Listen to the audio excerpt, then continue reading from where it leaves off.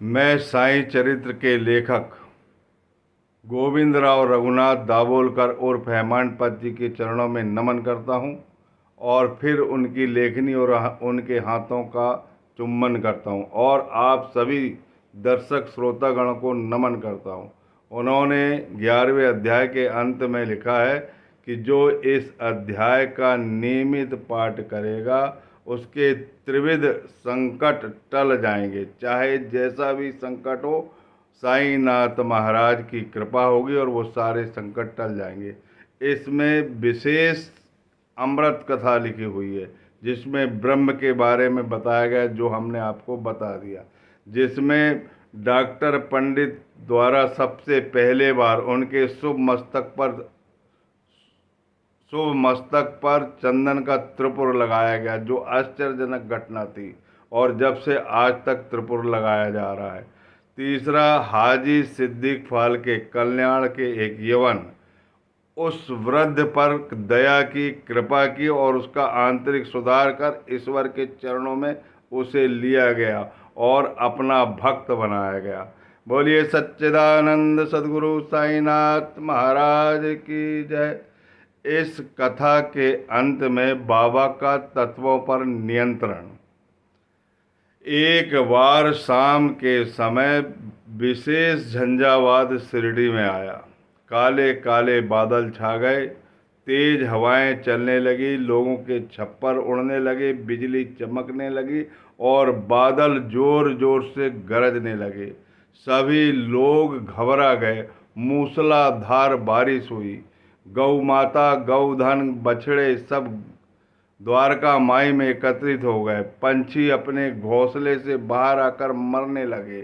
त्राही त्राही मच गया। तब सभी लोग द्वारका माई में आकर बाबा से विनती करने लगे कि इस प्रलय को समाप्त करो और हमें इस संकट से बचाओ।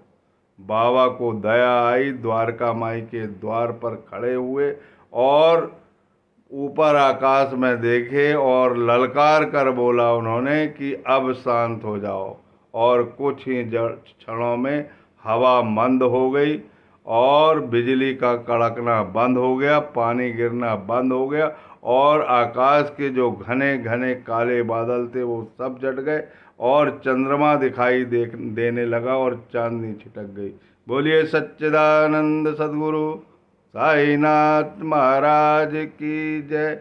इसके बाद एक बार सभी लोग द्वारका माई में बैठे थे। शाम का वक्त था। धूनी की लौ इतनी तेज हो गई थी कि छप्पर को ना जला दे। सब लोग घबराने लगे। सब जो भी बैठे थे वहाँ पर दर्शकगण और बाबा के भक्तगण वो घबराने लगे। बाबा से कहने की हिम्मत नहीं हो रही थी क्योंकि बाबा वहाँ प्रत्यक्ष बैठे थे। बाबा ने उस स्थिति को जान गए और अपना सटका निकाला और धूनी के सामने गए और वहाँ पर एक खंबा था, उस खंबा में प्रहार करने लगे और कहने लगे कि शांत हो जाओ, नीचे उतर जाओ। उनके जो वाक्य है वो मंत्रोक्त है, मंत्र है और उन मंत्रों का पालन हवा भी करती है, अग्नि भी करती है, जल भी करता है। पांचों तत्वों पर उन्होंने विजय प्राप्त कर ली थी और थोड़ी ही देर में धूनी शांत हो गई। इसके बाद मैंने आपको बताया था कि उनको अष्ट सिद्धियां भी थी। अष्ट सिद्धियां मैं और रिमेंबर करा दे रहा हूँ आपको कि उनकी धोती क्रिया बड़ी विशेष प्रकार की थी। वो अपनी अतड़ी को बाहर निकालते थे और बाहर से धोते थे। उसका रहस्य मैंने आपको बता दिया। शरीर को खंड खंड में बांट कर वो जोड़ लेते थे, वो भी उसका रहस्य क्या था वो भी बता दिया। इसके बाद वो एक शयन पटिया जो एक बीता चौड़ी थी और 4 हाथ लंबे थे, बरेंडी पे लकड़ियों में बंधी थी और पतली पतली चिंधियों से बांधा था और उस पर वो सो रहे थे। और लोगों की जब भीड़ लगने लगी तो उस झूले को उनने तोड़कर फेंक दिया। इस कहानी का भी मैंने रहस्य आपको बता दिया। अब हम इसके बाद 12वें अध्याय में प्रवेश करेंगे।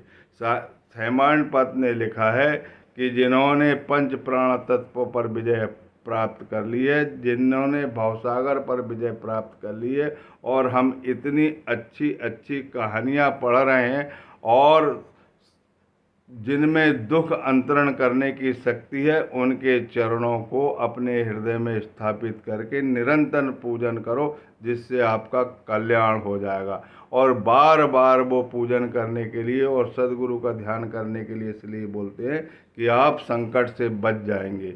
बोलिए सच्चिदानंद सदगुरु साईनाथ महाराज की जय। अगली कथा में आपको 12वां अध्याय प्रारंभ करेंगे अपन।